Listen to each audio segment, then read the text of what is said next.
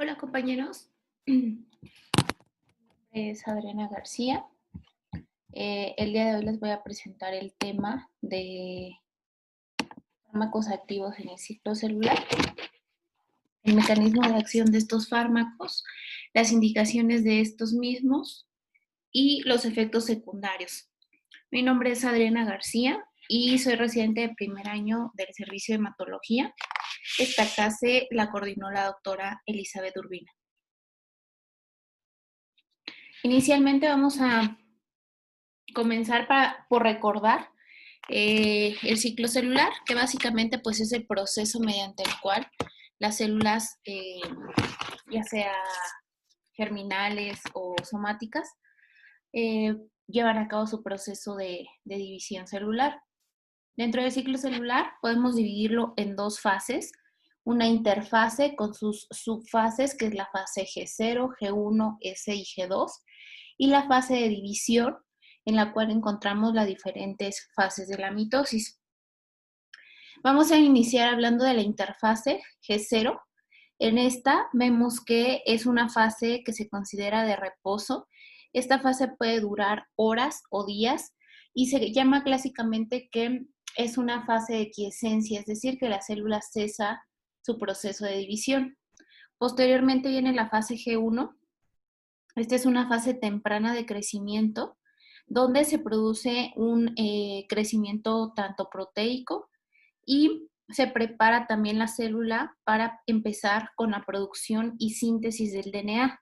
Esta fase generalmente tarda entre 18 y 30 horas y la célula se va a duplicar, aumenta su tamaño, aumenta su número de organelos, de enzimas y otras moléculas que necesita para su división. Posteriormente viene la fase S. En la fase S se considera que es una fase de síntesis. Esta fase de síntesis primordialmente se va a estar dando por la duplicación del DNA y de las proteínas asociadas. Tiene una duración entre 18 y 20 horas. Y en esta fase, pues la célula se prepara para su síntesis de DNA para su posterior división celular. Y por último tenemos la fase G2. Esta fase G2 es una fase tardía de crecimiento en la cual básicamente se revisa que esta síntesis de DNA esté correcta, que tenga el adecuado ensamblaje, que no haya ninguna alteración para que la célula esté en óptimas condiciones para poder eh, eh, seguir a la siguiente fase, que sería la fase de mitosis. La fase de mitosis es un proceso mediante el cual la célula pues se va a dividir. Este proceso tarda entre 30 y 60 minutos y va a estar dado por 4 subfases, una profase, una metafase, una anafase y una telofase. En la profase, las cromátidas hermanas se van a separar, se mueven los polos hacia los polos correspondientes. En la telofase, los cromosomas hijos llegan hacia los polos, desaparecen los microtúbulos y la cromatina se va a expandir, se va a desarrollar una nueva membrana nuclear. El citoplasma de igual manera se divide, la membrana celular se parte en dos para dar así lugar a sus células hijas.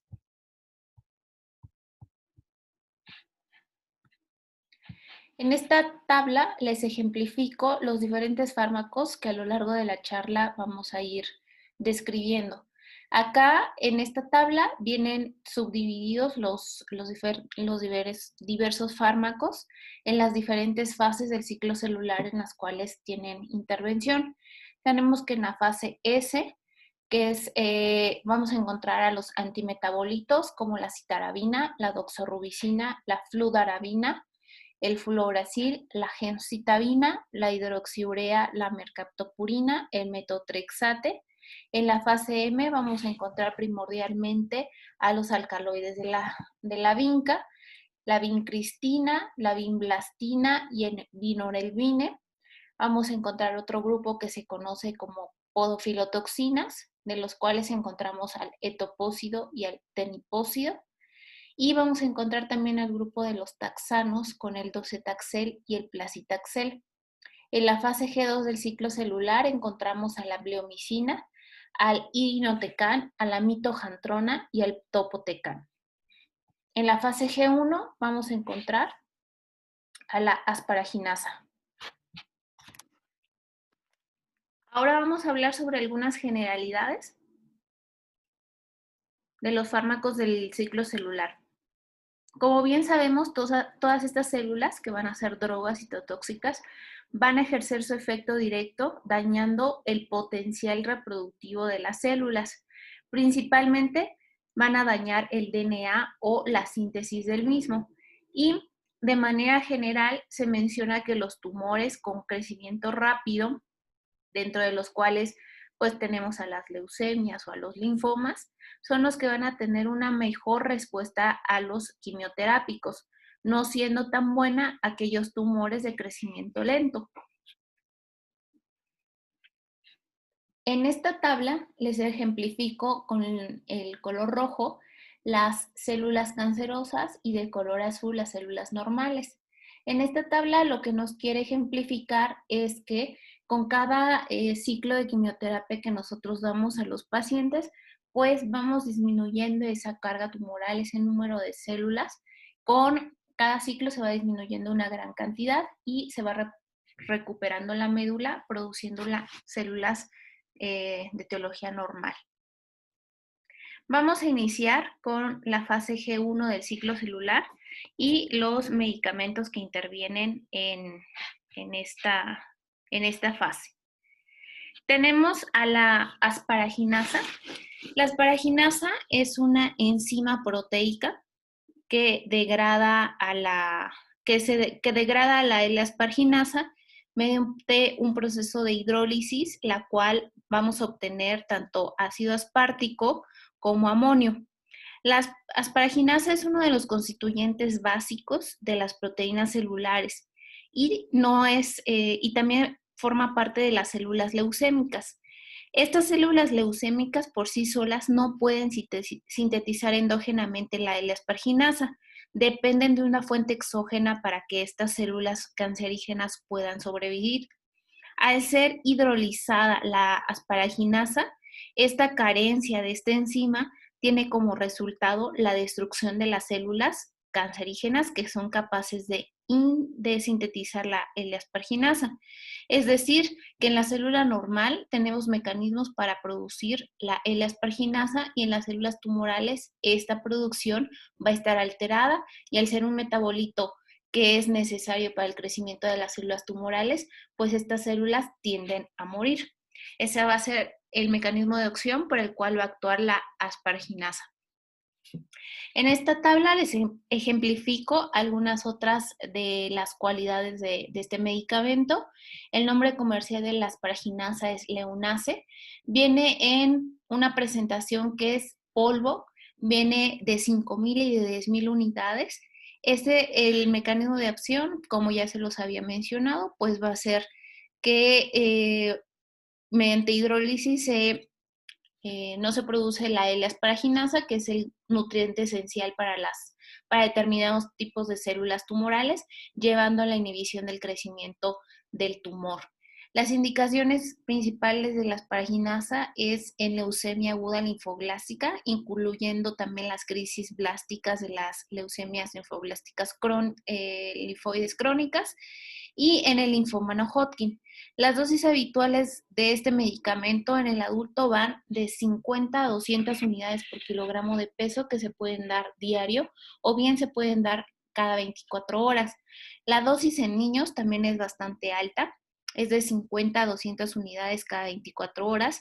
Y acá hay que tener en cuenta que los pacientes mayores de 65 años, la dosis se reduce a 50 a 100 unidades por kilo diarios o administrados cada 48 horas. La manera en que nosotros vamos a preparar la asparaginasa es mediante la reconstitución de este polvo liofilizado. Se reconstituye con 2 a 3 mililitros de agua inyectable. Y también podemos utilizar para su preparación solución salina al 0.9%. Si su aplicación va a ser intramuscular, se prefiere la liofilización con agua inyectable, y se va a hacer por vía intravenosa, se prefiere con solución fisiológica. Las vías de aplicación de las paraginasas son intramuscular o intravenosa, y una vez que tenemos la mezcla, ya sea con agua inyectable o con solución fisiológica, debe ser de administración inmediata. El metabolismo de la L-Aspar, principalmente, se menciona que sus concentraciones en sangre, una vez que nosotros aplicamos el medicamento, caen a niveles no detectables. Sin embargo, reaparecen nuevamente en plasma hacia el día 23 a 33 después de haber iniciado la quimioterapia.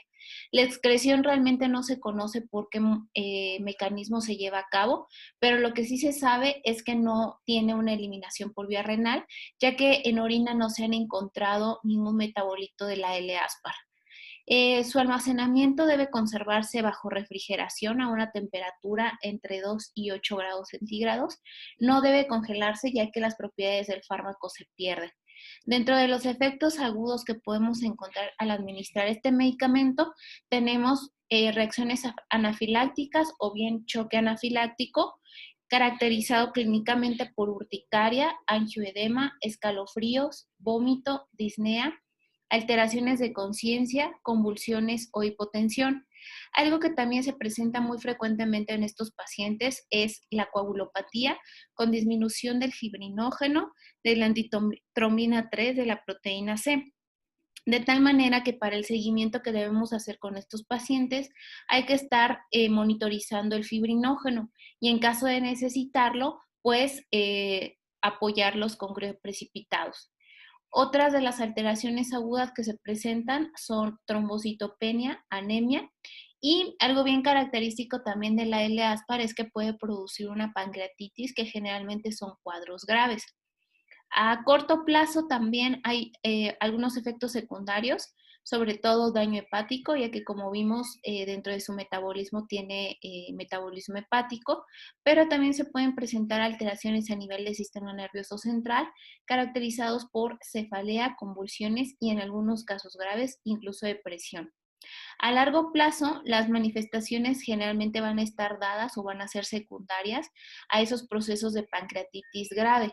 Generalmente estos pacientes pueden quedar con diabetes mellitus o con algún otro tipo de insuficiencia pancreática crónica. Ahora vamos a hablar de los fármacos que intervienen en la fase G2. Inicialmente vamos a empezar a hablar de la mitojantrona. Esta mitojantrona también es considerada dentro del grupo de las antraciclinas. La mitojantrona es un inhibidor de topoisomerasa tipo 2.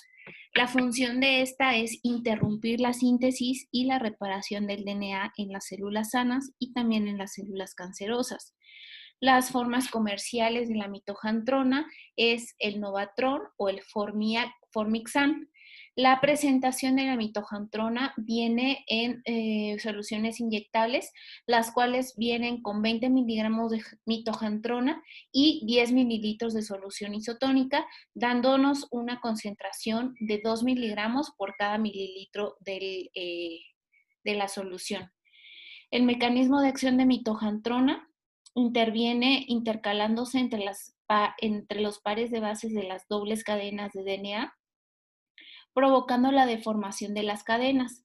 También impide la progresión de la ARN polimerasa DNA dependiente. Las fases más sensibles del ciclo celular en las que interviene la mitojantrona es principalmente en la fase de síntesis y en la fase G2, que se considera una fase postsíntesis. Las indicaciones de utilizar mitojantrona son para leucemia aguda no linfoblástica, para el linfoma de Hodgkin y linfoma no Hodgkin, para leucemia mieloide crónica, para carcinoma metastásico de mama, para cáncer de ovario, para carcinoma hepatocelular y para carcinoma de próstata. Para las leucemias, la dosis habitual de la mitojantrona es de 12 miligramos por metro cuadrado por día en infusión intravenosa durante 3 días. Y obviamente estos esquemas cambian dependiendo el tipo de régimen quimioterápico que nosotros administremos a nuestro paciente. Las formas de administración de la mitojantrona son por vía intravenosa. No se recomienda que se dé la mitojantrona en bolo por la toxicidad cardíaca que puede producir, pero sí se recomiendan las perfusiones intravenosas entre 15 y 60 minutos. El metabolismo de la mitojantrona tiene dentro de su distribución una distribución plasmática muy elevada, hasta de 1875 hasta 2248 litros por metro cuadrado de distribución, o sea, quiere decir que es un medicamento ampliamente distribuido en el organismo. Tiene una extensa también fijación a los tejidos y también es bien captada por las células sanguíneas, de tal manera que para las neoplasias hematológicas, pues es un medicamento que utilizamos mucho. Este fármaco tiene una unión a proteínas muy alta, del 78%, sobre todo unida a la albúmina. La eliminación de la mitojantrona es lenta, tiene una vida media entre 36 y hasta 215 horas. Sufre metabolismo hepático con la producción de metabolitos inactivos y su eliminación va a ser por vía renal. Menos del 10% se elimina por esta vía. La forma de almacenamiento es a temperatura ambiente, generalmente a una temperatura no menor a 15 grados, sino mayor a 30 grados, siempre protegido de la luz. Si se va, se puede también mantener por refrigeración, aunque su duración es hasta 14 días. ¿Cuáles son los efectos secundarios de la mitojantrona?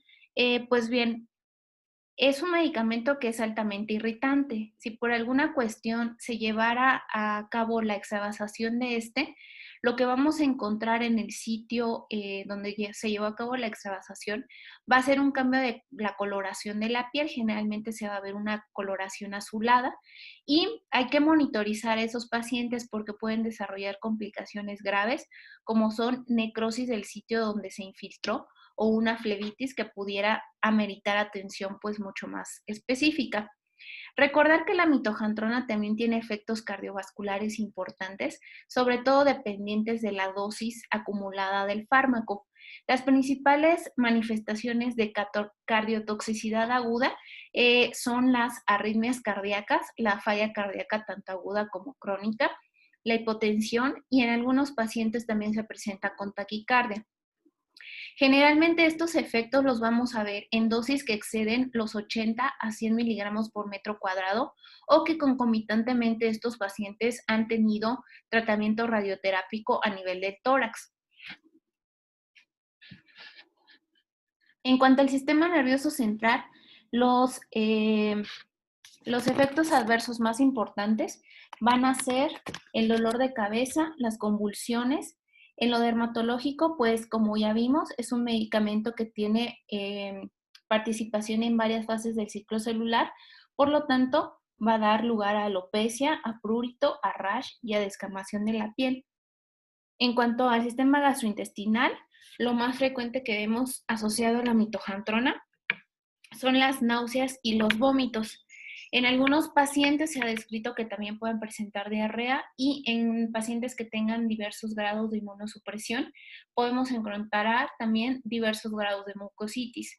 En cuanto a lo hematológico, pues lo que más vamos a encontrar es la mielosupresión, sobre todo una leucopenia y una neutropenia severa. Incluso en algunos pacientes las 3 líneas celulares se pueden ir hacia la baja. Por lo tanto, en estos pacientes la monitorización con hemograma completo va a ser importante para ver aquellos pacientes que requieran apoyo transfusional. Y como ya habíamos visto dentro del metabolismo de la mitojantrona, puede tener elevación transitoria de las enzimas hepáticas porque su metabolismo se lleva a cabo también en el hígado. De la mitojantrona hay que tener en cuenta también que hay que tener cuidado en pacientes con insuficiencia hepática, ya que la dosis del medicamento se tiene que reducir. En pacientes que tienen bilirrubina entre 1.2 y 3 miligramos por decilitro, se recomienda reducir el 50% de la dosis. En aquellos pacientes que tienen una bilirrubina arriba de 3 miligramos por decilitro, se recomienda reducir hasta el 75% de la dosis. Y bueno, tener en cuenta que dosis mayores entre 80 y 120 miligramos van a ser directamente proporcionales con el riesgo de cardiotoxicidad producida por este medicamento.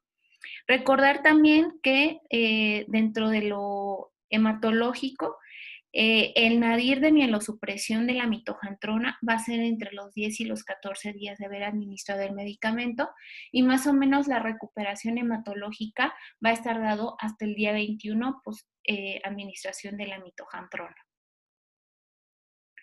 Posteriormente vamos a hablar de la bleomicina. La bleomicina va a estar constituida por polipéptidos que son extraídos de una cepa de Streptomyces verticillus. El mecanismo de acción es mediante la producción de radicales libres fuertemente reactivos que van a dar lugar a la fragmentación de las cadenas de DNA. Actúa preferentemente sobre la fase G2, una fase postsíntesis, pero también se ha descrito que la bleomicina actúa sobre la fase de mitosis del ciclo celular. Y hay un tercer mecanismo por el cual impide el ciclo celular, también actuando sobre la fase 0 o de reposo proliferativo. Otro mecanismo por el cual actúa la bleomicina es oxidando al ARN y a otras moléculas, lo cual pues podría explicar la citotoxicidad incluso en estadios de reposo. Como podemos observar acá, la bleomicina viene en vial liofilizado, contiene 15 unidades o bien 15 miligramos de bleomicina y viene con un diluyente que generalmente se utiliza solución salina al 0.9 con 10 mililitros de la misma. Las indicaciones habituales de la bleomicina es para linfoma de Hodgkin, linfoma no Hodgkin, algunas otras células o tumores sólidos como los carcinomas de células escamosas de cabeza, cuello, esófago y tracto genitourinario. Las podemos encontrar también en sarcoma, melanoma, linfangiomas y hemangiomas. Las dosis habituales de bleomicina van de 10 a 20 unidades por metro cuadrado. Se pueden administrar por vía subcutánea, por vía intramuscular o bien por vía intravenosa, 1 a 2 veces por semana. Y acá también hay que tener en cuenta que la bleomicina se ajusta a pacientes con falla renal, pacientes con una tasa de filtrado glomerular menor entre 10 y 50%, se administra el 75% de la dosis. Pacientes con una tasa de filtrado menor a 10 mililitros minuto, hay que administrar el 50% de la dosis. Y en aquellos pacientes en los cuales tienen insuficiencia hepática, no se requiere el ajuste de la dosis de bleomicina. La preparación, como ya les había comentado, pues puede ser vía intramuscular, intravenosa, reconstituirla con solución fisiológica al 0.9 y hay diferentes vías de administración, puede ser por perfusión intraarterial, puede ser por perfusión intravenosa y puede ser en inyección intramuscular o subcutánea en bolo. El metabolismo de la bleomicina tiene una distribución la cual va a tener una afinidad proteica muy baja. También acá su volumen de distribución es muy bajo a diferencia de las otras que habíamos visto. Aquí únicamente es del 0.3 litros por kilogramo y se alcanzan adecuadas concentraciones en ciertos órganos, por ejemplo, pulmón, piel, riñón, peritoneo y ganglios linfáticos. Es por eso que las indicaciones de las neoplasias sólidas que les acabo de mencionar.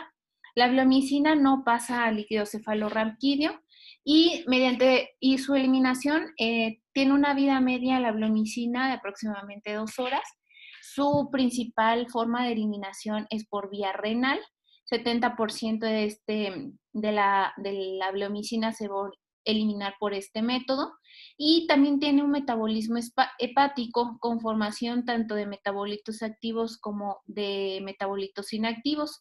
El almacenamiento de este medicamento debe ser a temperatura ambiente, dura 2 semanas si lo tenemos así, y puede durar hasta 4 semanas si lo mantenemos en refrigeración, siempre y cuando no esté reconstituido. ¿Cuáles van a ser los efectos adversos de este medicamento? Pues en cuanto al hematológico, va a ser depresión medular, que esta no es muy significativa, por lo tanto, podemos utilizar la bleomicina con otros tratamientos inmunosupresores. En cuanto a lo digestivo, pues algunos pacientes refieren vómito y náusea, los cuales son síntomas no demasiado graves y generalmente se van a autolimitar. Y bueno, hay una complicación también a nivel pulmonar, que es la TLD. Esta es la complicación más grave que se encuentra a nivel pulmonar, ya que se presenta como una neumonitis y posteriormente progresa hacia una fibrosis pulmonar. La incidencia de esta pues es bastante alta, 10% de los pacientes la pueden presentar, y la complicación más importante y por la que lo fallecen estos pacientes es porque generan fibrosis pulmonar. En cuanto a las alteraciones dermatológicas, también van a ser bastante frecuentes. 50% de los pacientes a los que se les administra bleomicina las van a presentar, y básicamente es eritema, rash, ulceraciones, hiperpigmentación, hiperkeratosis, alopecia, y esto va a ser también considerado como una reacción secundaria de las dosis acumuladas arriba de 150 a 200 unidades de bleomicina. También podemos encontrar algunas reacciones de hipersensibilidad, como reacciones anafilácticas, y raramente este medicamento va a ser irritativo, generalmente no provoca flebitis. Ahora vamos a empezar a hablar sobre los fármacos que actúan sobre la fase S, que como ya vimos en la primera diapositiva, va a ser el grueso de estos fármacos, van a ser donde más actúan, y recordar pues que es la fase de síntesis de DNA. Acá vamos a encontrar este grupo de medicamentos que se llaman antimetabolitos. Los antimetabolitos tienen la función de interferir con la síntesis normal del DNA. Van a haber varios subtipos de estos antimetabolitos que se dividen de la siguiente manera.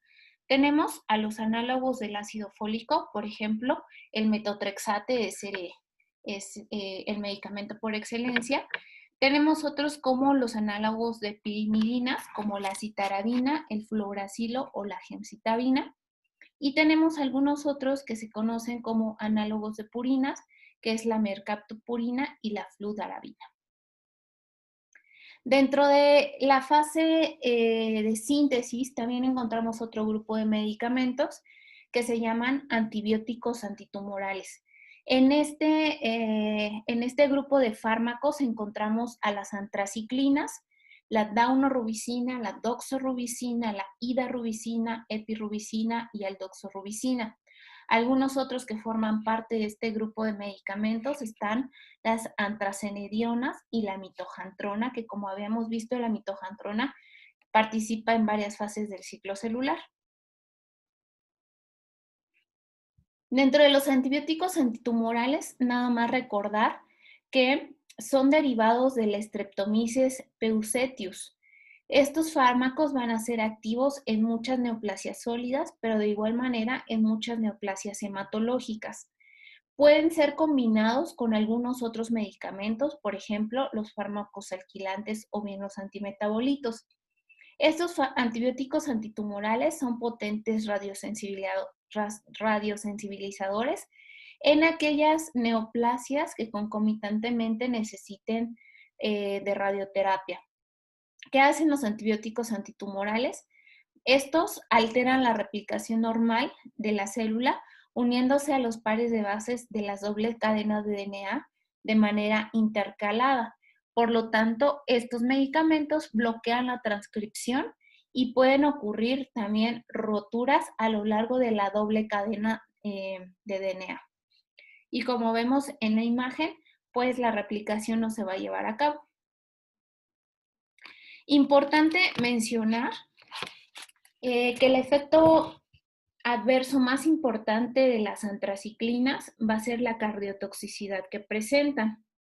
La cardiotoxicidad mediada por antraciclinas se define como la disminución de la fracción de eyección del ventrículo izquierdo mínimamente en un 5%, o bien por debajo del 55% de FEBI, que sea concomitantemente con signos y síntomas de fracción de eyección o disminución también de al menos 10% por debajo del 55%, sin que el paciente presente sintomatología de bajo gasto.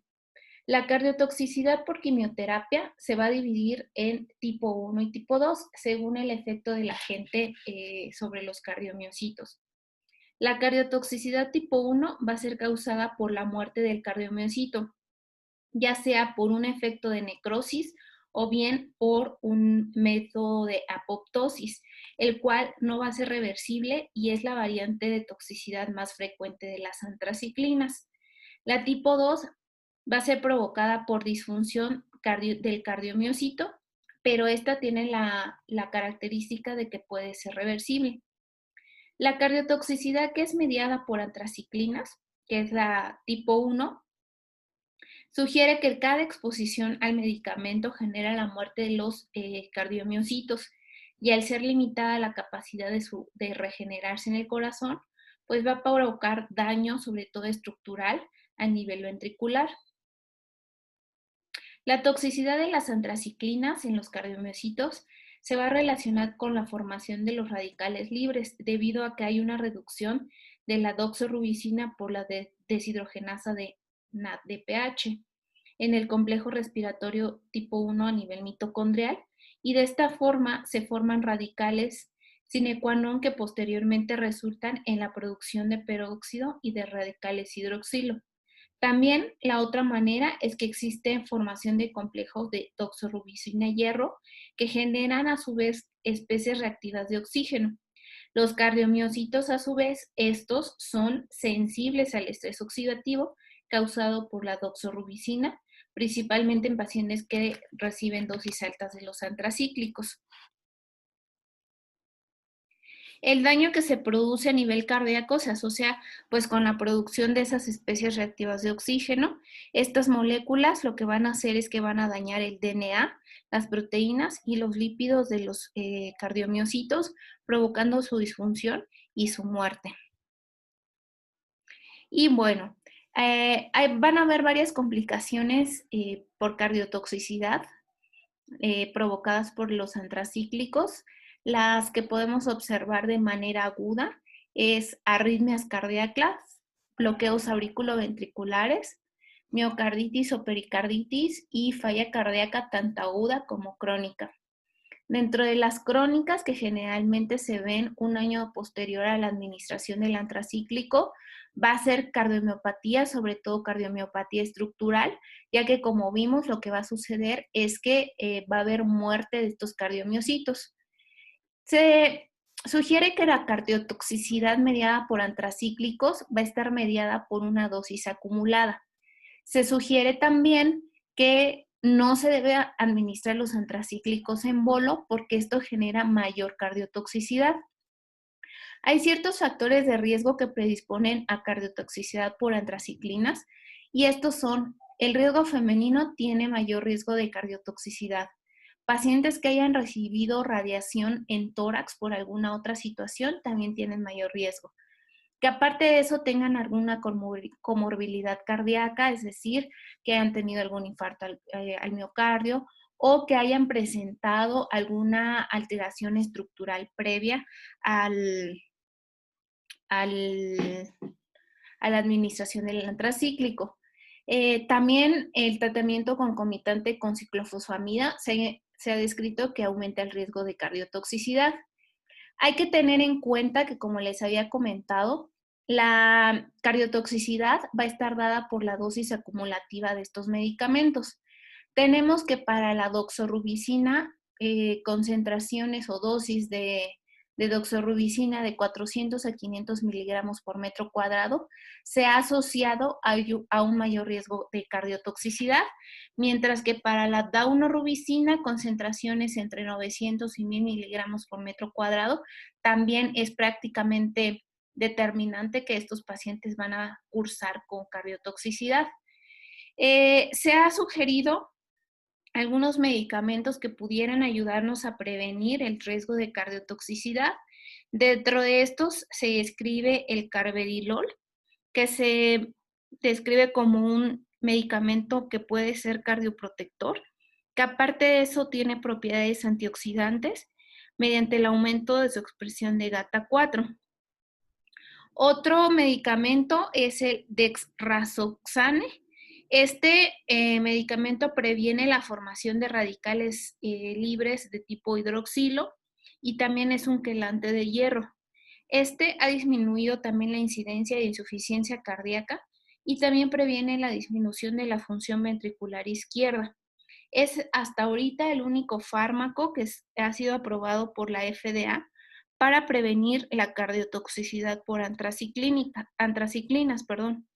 Y una vez que los pacientes ya como tal debutaron con cardiotoxicidad, pues no hay ningún medicamento que hasta el momento haya sido efectivo en revertir el daño que se causó por los antracíclicos.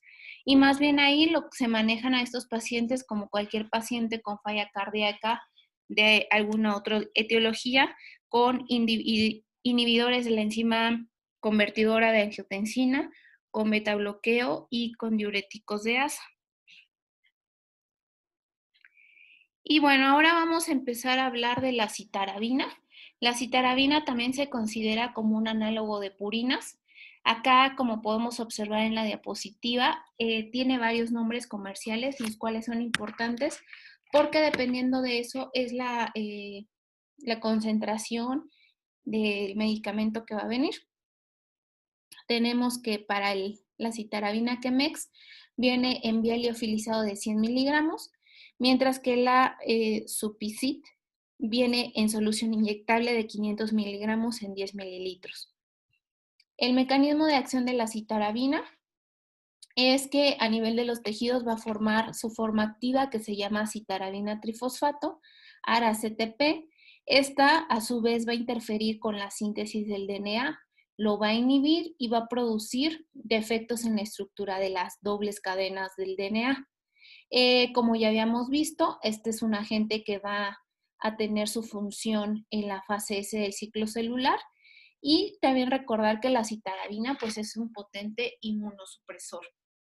¿Cuáles van a ser las indicaciones de la citarabina? Pues van a estar en pacientes que tienen leucemia mieloblástica aguda y crónica, leucemia linfocítica aguda, leucemia meningia, linfoma no Hodgkin, y las dosis habituales de este medicamento van, si es de manera intravenosa con ciclos repetidos, de 75 hasta 150 miligramos por metro cuadrado por día. Si es para infusión intratecal, va de 5 hasta 175 miligramos por metro cuadrado por día en ciclos repetitivos. También se puede dar de manera subcutánea, 100 miligramos por metro cuadrado por día en ciclos repetidos. Y acá sí se tiene que ajustar si el paciente tiene insuficiencia renal. Si el paciente presenta una creatinina menor a 1.5, entonces la dosis debe ser entre 2 y 3 gramos por metro cuadrado. Si la creatinina está entre 1.5 y 1.9, o bien hay aumentos del 1.5 hasta el 1.2 de creatinina, la dosis deberá disminuirse hasta 1 gramo por metro cuadrado. Cuando los pacientes tienen una creatinina arriba de 1.9 o hay aumentos superiores a 1.2, la dosis se disminuye a 0.1 gramos por metro cuadrado por día. En pacientes con insuficiencia hepática no es necesario, es necesario también reducir la dosis de la citarabina. La dilución se puede hacer con solución glucosada. Ahí menciono la cantidad de solución glucosada. La vía puede ser subcutánea, intravenoso o por vía intratecal. Y bueno, se metaboliza ampliamente la citarabina a nivel hepático, tiene un metabolismo del 86 hasta el 96%, y la forma en que se elimina sus metabolitos es mediante la orina. Hasta el 90% del fármaco se puede eliminar por esa vía. La vida media de la citarabina es de 1 a 3 horas. El almacenamiento de este medicamento debe ser a temperatura ambiente y protegida de la luz. Y si ya se reconstituyó, puede durar hasta 7 días en refrigeración.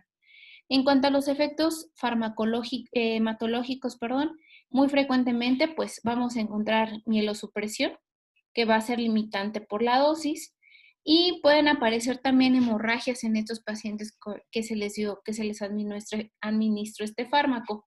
Podemos encontrar también trastornos digestivos como náuseas y vómitos, también van a ser frecuentes en este tipo de pacientes.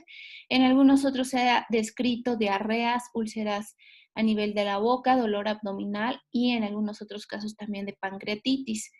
En cuanto a lo neurológico, es raro que se presente cuando los pacientes tienen dosis bajas del medicamento, pero en aquellos pacientes en los cuales se les dan dosis altas o bien tienen afección renal con una tasa de filtrado menor a 60, no es frecuente que se presenten con disartria, ataxia, encefalopatía, convulsiones, incluso neuritis óptica.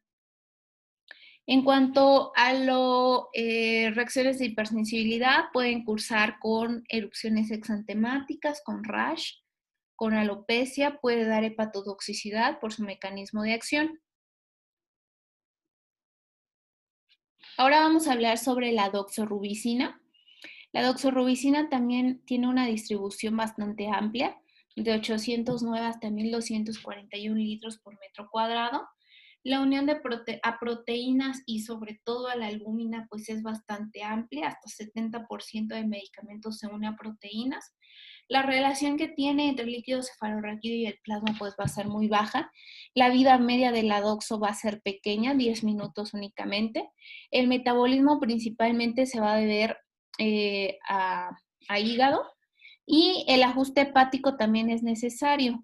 Pacientes con bilirrubina entre 1.2 y 3 gramos por decilitro, hay que disminuirles 50% de la dosis, entre 3.1 y 5, 75%, y aquellos que presenten una bilirrubina total arriba de 5, se sugiere no administrar doxorubicina. La eliminación principalmente va a ser por vía biliar y el resto va a ser por vía hepática y por vía renal. Ahora vamos a hablar sobre la fludarabina. Esa también se conoce como un análogo de purinas. El nombre comercial es Beneflur. Su mecanismo de acción, como ya habíamos visto anteriormente, este va a ser un profármaco. Este va a ser inactivo. Una vez que llega a la sangre se fosforila y se forma el FARA. Con esto pasa hacia el interior de las células y se convierte en su metabolito activo que es el FARA-ATP. Este metabolito va a ser un inhibidor competitivo de la síntesis del DNA por varios mecanismos. Uno de ellos es que participan o inhiben estas enzimas que se requieren para la síntesis de DNA, que como son la DNA polimerasa, la ribonucleótido reductasa y la DNA ligasa. Las indicaciones de la fludarabina van a ser para leucemia linfocítica crónica de células B, que pudieran ser resistentes a algunos otros agentes alquilantes, y también la podemos administrar en linfoma no Hodgkin, micosis fungoide, lupus eritematoso. Las dosis habituales de la fludara son de 25 miligramos por metro cuadrado por día durante 5 días y de administración cada 28 días. La preparación puede ser por inyección intravenosa, por infusión intravenosa, corta para 30 minutos o larga en una infusión continua. Su mecanismo, o más bien su metabolismo, su absorción se lleva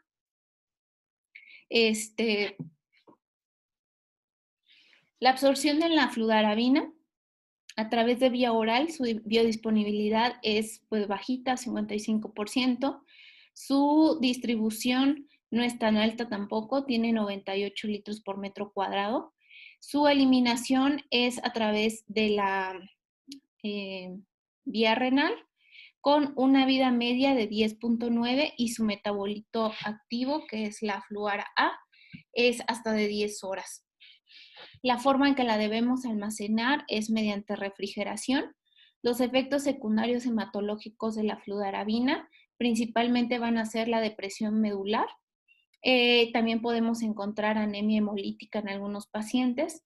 Los síntomas neurológicos no son muy frecuentes, pero con dosis arriba de 125 miligramos por metro cuadrado por ciclo, podríamos encontrar que los pacientes presenten parestesia, disartria, debilidad muscular, convulsiones, ceguera cortical, confusión, parálisis espástica o bien coma. En cuanto a los digestivos, pues la náusea y los vómitos van a ser los más frecuentes.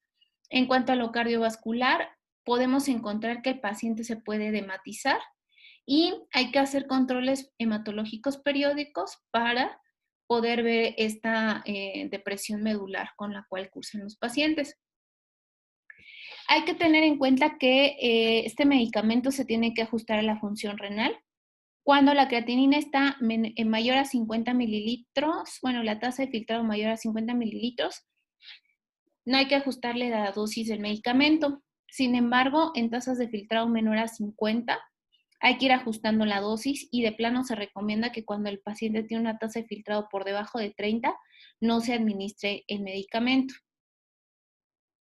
La estabilidad, pues 16 días a temperatura ambiente, no es necesario protegerla de la luz. Contraindicaciones absolutas, pues que haya presentado el paciente hipersensibilidad a este fármaco. Las relativas, pues sería la inmunosupresión, la depresión medular, alguna infección grave que concomitantemente tenga el paciente, el embarazo y la lactancia, y otra sería pues la insuficiencia renal.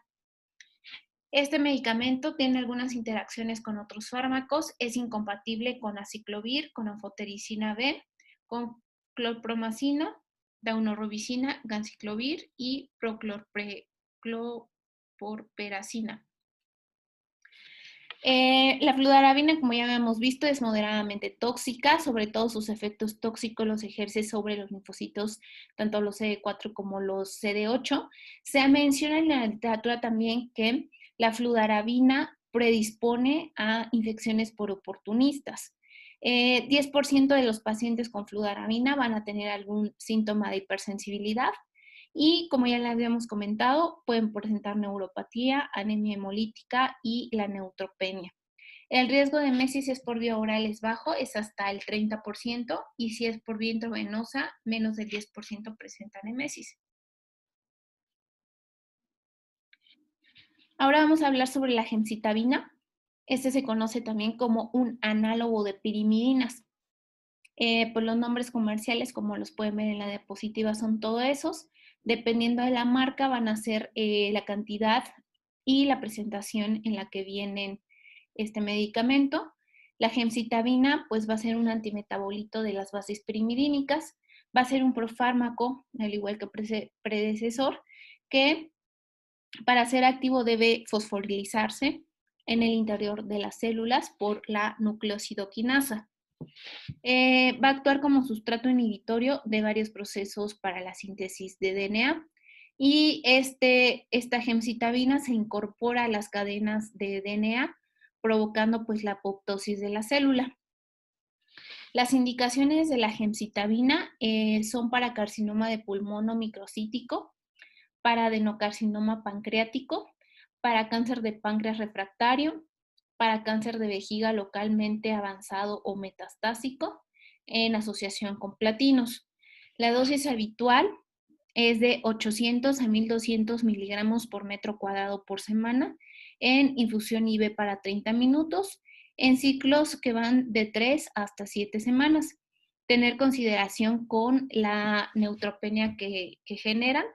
En aquellos que tengan más de 1000 neutros y plaquetas mayores a 100,000, no se modifica la dosis de la gemcitabina, pero si tenemos neutros entre 500 y 1000 y plaquetas entre 50,000 y 100,000, hay que reducir a un 75% de la dosis. Si tenemos granulocitos, bueno, neutrófilos mayores a 500, pero plaquetas menores a 50,000, hay que suspender el tratamiento con la gemcitabina. La dilución, la podemos hacer con solución salina. La vía de administración de la gemcitabina va a ser por vía intravenosa. La compatibilidad con soluciones es tanto con glucosa del 5 como con solución fisiológica. Y el metabolismo que esta tiene va a tener un metabolismo rápido, tanto en hígado, en riñón, en sangre y en tejidos periféricos. Y la excreción del fármaco va a ser por riñón, tendiendo una vida media entre 0.7 y 12 horas. La forma de almacenamiento va a ser a temperatura ambiente. No se recomienda que se refrigeren las soluciones reconstituidas y tiene una estabilidad hasta de 35 días a temperatura ambiente. Dentro de los efectos secundarios tenemos a los dermatológicos como la alopecia, podemos tener erupciones exantemáticas o prurito. En cuanto a lo cardiovascular, es poco frecuente que se presente, sin embargo, pacientes que reciben este tratamiento pueden padecer arritmias, infartos agudos al miocardio, insuficiencia cardíaca congestiva o hipertensión. Y lo más frecuente es que se asocia a edema periférico y edema facial. En cuanto al hematológico, pues va a haber una depresión medular con las 3 líneas celulares que se pueden abatir y entonces el paciente tiene riesgo de tener hemorragias. En cuanto a lo gastrointestinal, nuevamente, náuseas, vómito y diarrea son los que con mayor frecuencia se describen en el tratamiento. En cuanto a lo respiratorio, generalmente no se presentan, pero en algunos casos se puede presentar un síndrome de estrés respiratorio y una neumonitis. Y ahora vamos a empezar a hablar sobre la hidroxiurea, el nombre comercial es Hidrea. La presentación es de cápsulas, vienen de 500 miligramos. El mecanismo de acción de la hidroxiurea es inhibir a la ribonucleótido reductasa. Con eso se bloquea pues la conversión de ribonucleótidos en desoxirribonucleótidos y así de esta manera se interrumpe pues la síntesis de DNA. Lo que inhibe pues el crecimiento celular y va a ser un medicamento que específicamente va a actuar en la fase S del ciclo celular. Las indicaciones de la IDEA pues son en síndromes mieloproliferativos, como en la mielofibrosis primaria, en la trombocitosis esencial, en la policitemia vera y en la leucemia mieloide crónica. Las dosis habituales en el MC van de 20 a 30 miligramos por kilo por día durante 6 semanas y en la policitemia vera, es una dosis inicial entre 15 y 20 miligramos con un mantenimiento de 10 miligramos kilo día. Esta, pues, la vía de administración es oral. Algunas consideraciones que hay que tener con la idea, nada más es que es un medicamento que se debe tomar en ayuno. Se recomienda que sea 1 hora antes de los alimentos o si ya se ingirieron alimentos, que pasen por lo menos 2 horas para tomar el medicamento y que se tome con abundante agua. Se metaboliza en el hígado el 50% de este medicamento, dando metabolitos inactivos como son la urea y el dióxido de carbono. El almacenamiento de este medicamento pues es a temperatura ambiente, evitando exposición al calor. Dentro de los efectos secundarios de la hidrea pues está el rash y a largo plazo puede ser hiperpigmentación o atrofia cutánea. Ahora vamos a hablar sobre la mercaptopurina. La mercaptopurina viene en comprimidos de 50 miligramos. Este, pues va a ser un antimetabolito no nucleósido de las bases púricas. Este actúa como un falso sustrato para la síntesis del DNA en la fase S del ciclo celular y al ser un falso sustrato, pues no hay producción, no hay síntesis más bien de DNA y por lo tanto, pues la célula muere. Las indicaciones para la mercaptopurina es en leucemia linfoblástica aguda, leucemia mielocítica aguda, leucemia mielomonocítica aguda, enfermedad de Crohn, enfermedades inflamatorias intestinales, linfoma de Hodgkin y en leucemia granulocítica crónica juvenil. Las dosis habituales van de 1.5 hasta 5 miligramos kilo día o bien 50 a 100 miligramos por metro cuadrado por día en una sola dosis. Es de administración por vía oral y algunas consideraciones pues es que también este medicamento se debe tomar en ayuno, 1 hora antes o 2 horas después de haber ingerido algún medicamento, algún alimento y también se recomienda que por lo menos se tomen 2 litros de agua al día para evitar así la nefropatía por ácido úrico. Dentro de su metabolismo, tiene una absorción por vía oral moderada, hasta el 50% se puede absorber. Tiene su primer paso por el hígado y posteriormente tiene también metabolismo intestinal. Su distribución es amplia por el organismo de 0.9 hasta 1 por kilo de peso y tiene una unión de proteínas bajita, el 19% de este medicamento se une a la albúmina. Los efectos, la conservación del medicamento pues es a temperatura ambiente, Los efectos farmacológicos de la mercaptopurina son la depresión medular con anemia, trombocitopenia y leucopenia, lo cual podemos estar monitorizando con la dosis que estamos administrando al paciente. En cuanto a los gastrointestinales, generalmente no son muy frecuentes, pero se ha descrito vómito o diarrea grave en algunos pacientes. Por el metabolismo que tiene, puede ocasionar una ictericia colestásica o incluso en casos graves una necrosis hepática. Y también se pueden presentar erupciones en la piel, exantemáticas, dermatitis, hiperpigmentación. Y pues está contraindicada en pacientes que están embarazadas o están en periodo de lactancia y tiene ciertas interacciones con algunos fármacos como el allopurinol, que disminuye pues la síntesis o el metabolismo de la mercaptopurina. También se ha relacionado con disminución del efecto con algunos anticoagulantes. Se debe administrar por vía oral en ayuno porque los alimentos de igual manera retrasan y disminuyen la absorción de esto. Y pues nada más. Vamos a hablar ahora sobre el metotrexate. El metotrexate también trae varias presentaciones.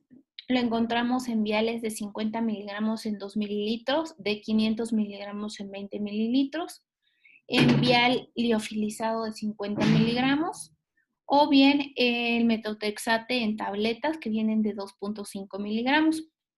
Como bien sabemos, el metotrexate pues va a ser un antimetabolito del ácido fólico. Este va a actuar como un falso sustrato para el proceso de síntesis, sobre todo en la fase S del ciclo celular, y pues va a provocar una alteración en la síntesis del DNA o incluso la detección del proceso de síntesis de los ácidos nucleicos.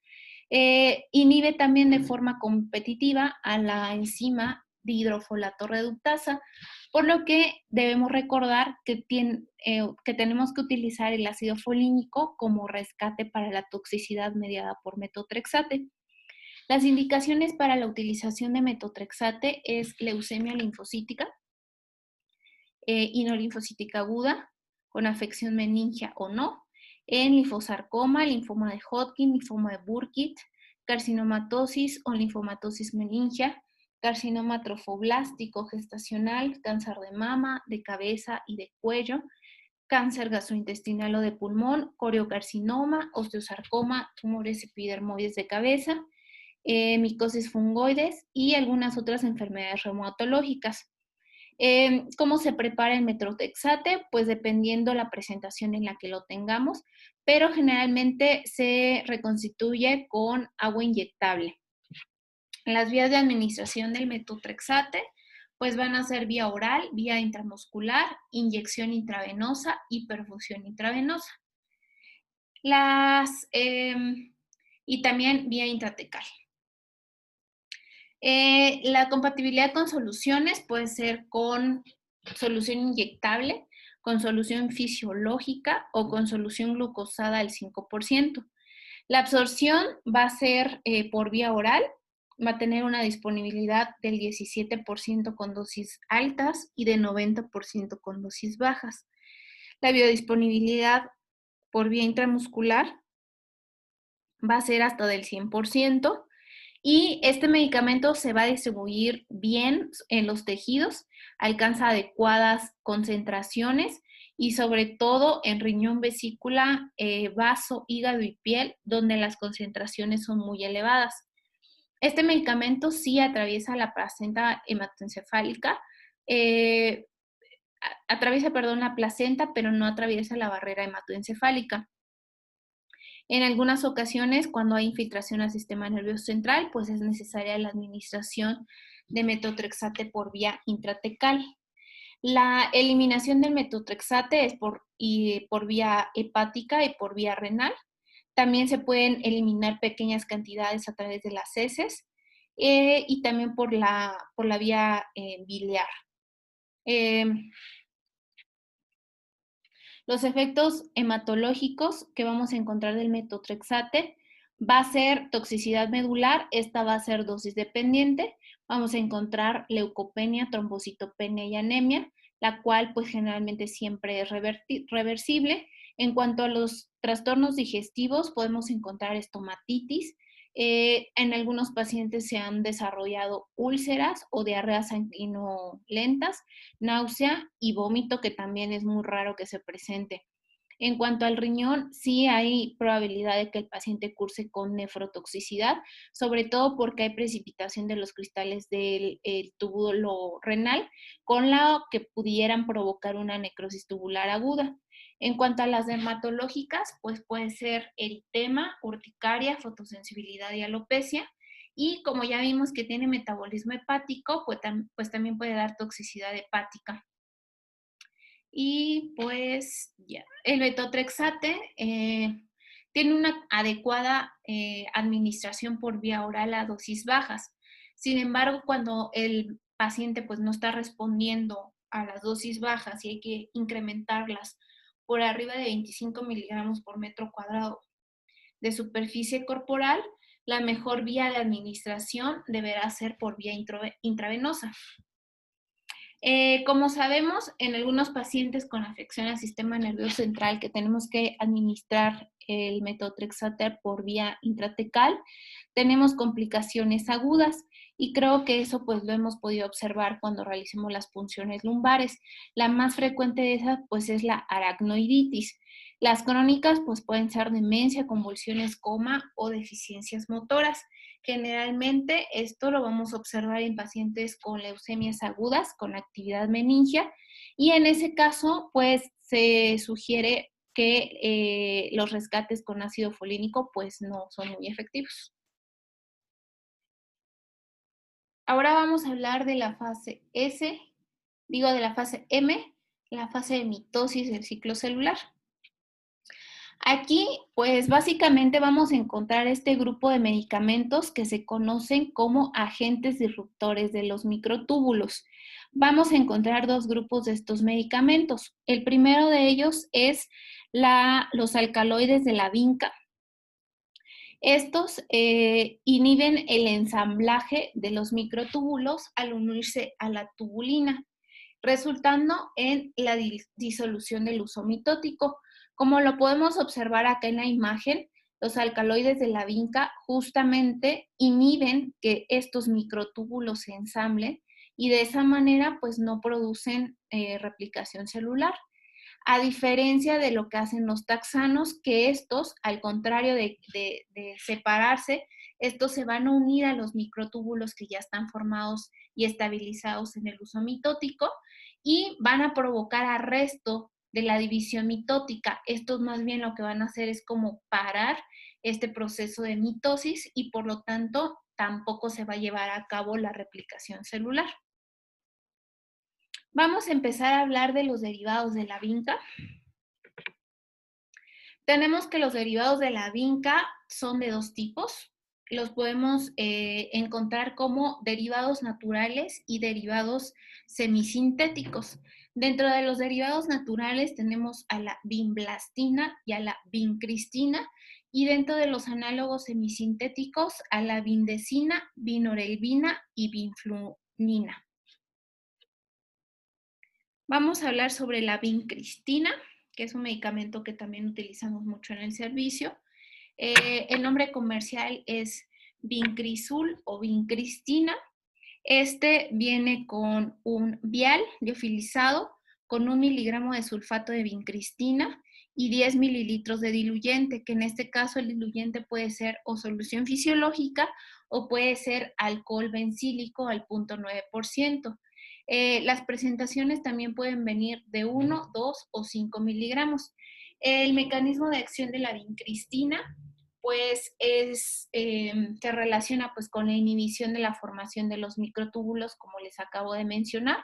En el uso mitótico, esto va a dar como resultado que se interrumpa la división celular en la etapa de metafase y por lo tanto pues ya no va a haber la replicación celular.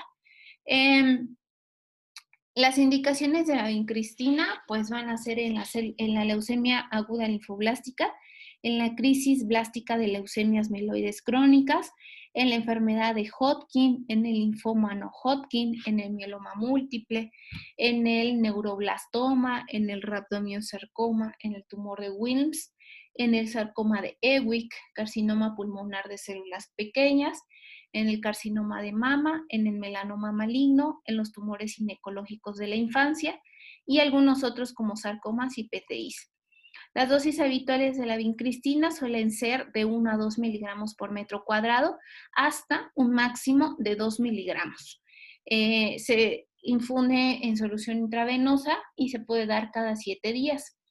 La preparación, si es inyección intravenosa, viene con concentraciones de 1 miligramo por mililitro y si es para perfusión intravenosa, se diluye con solución glucosa al 5 o con solución fisiológica y se administra en un periodo de 15 a 20 minutos.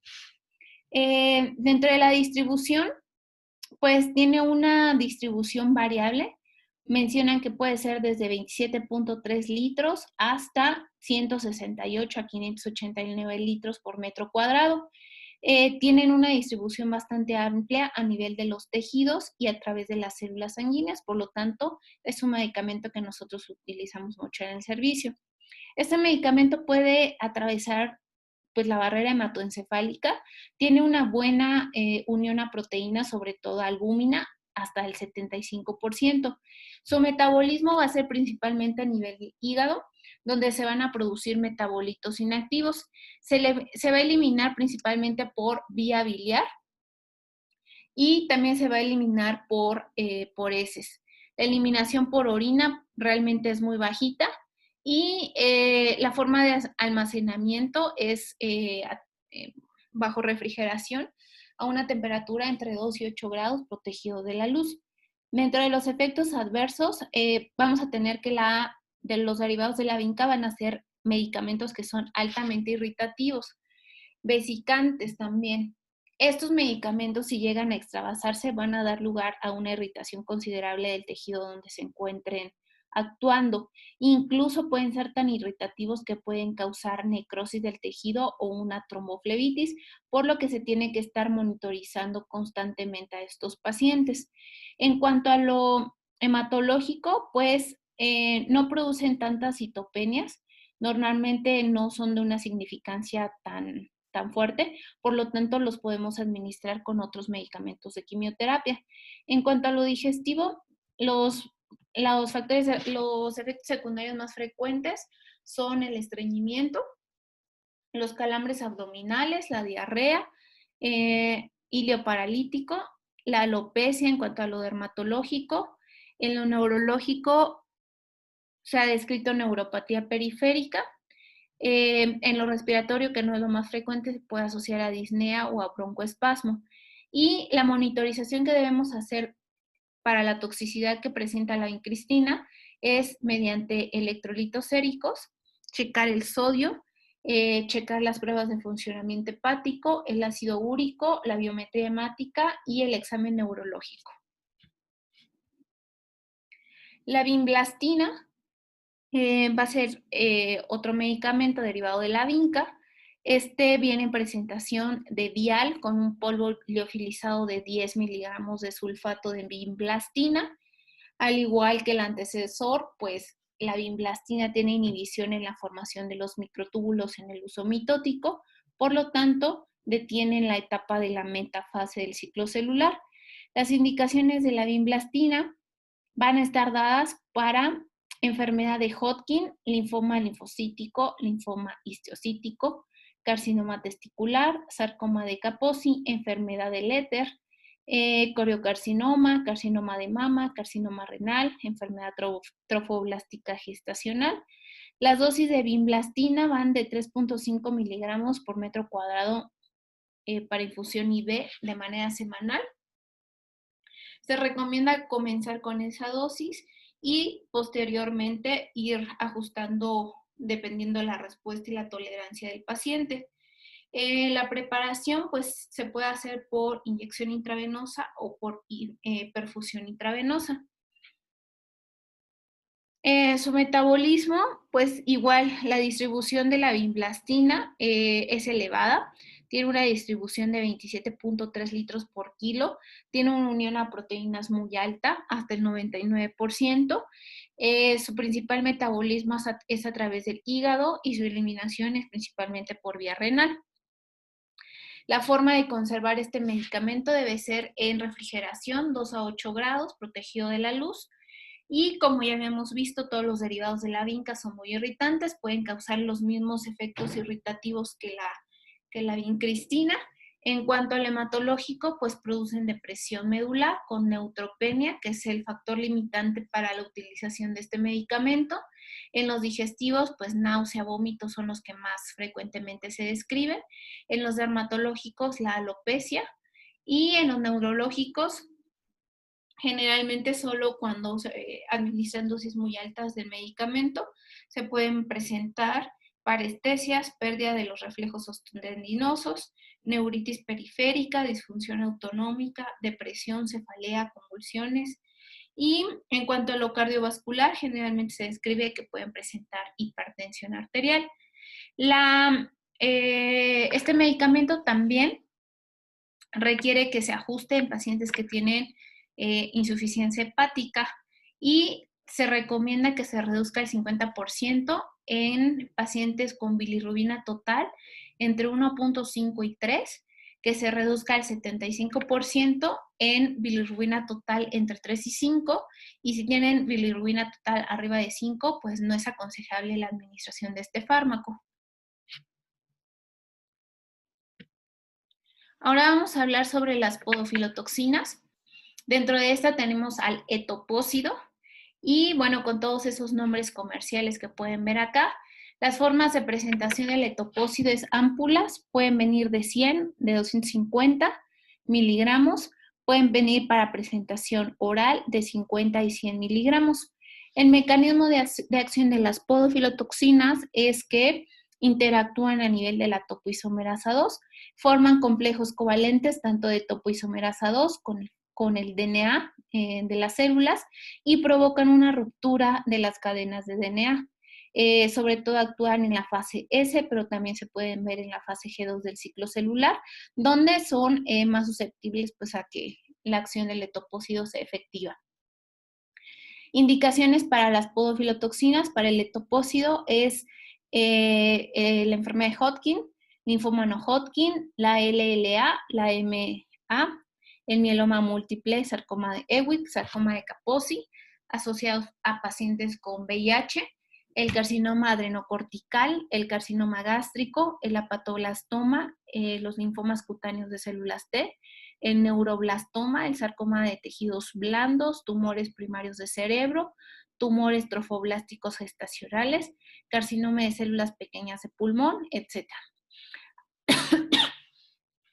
Las dosis habituales en perfusión intravenosa van de 50 a 100 miligramos por metro cuadrado de superficie corporal total al día por 5 días.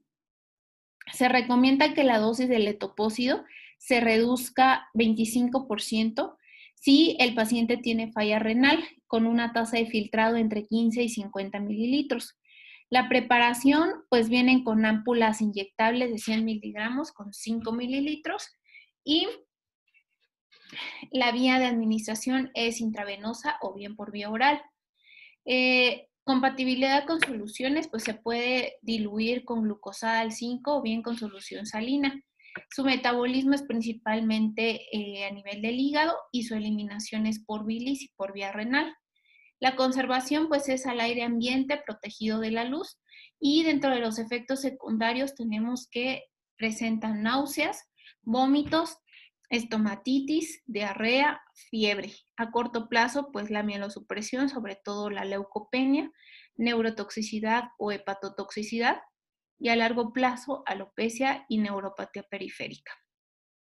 Y bueno, ya como conclusión, pues es importante conocer todos los fármacos que están involucrados en el ciclo celular, conocer las diferentes etapas del ciclo celular, conocer los diferentes medicamentos que actúan en cada uno de ellas, conocer cómo actúan estos medicamentos, los mecanismos de acción, conocer las vías de administración, las dosis de administración, conocer los efectos secundarios que pudieran tener estos medicamentos, ya que como vimos, la administración, por ejemplo, de antraciclinas, pues pueden tener una repercusión cardiovascular en los pacientes.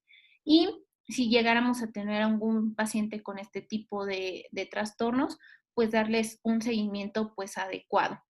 Yo sé que es un tema bastante largo. Les agradezco que hayan llegado hasta el final de la presentación. El foro de discusión va a quedar abierto para alguna duda o algún comentario que tengan para hacer. Y pues muchas gracias.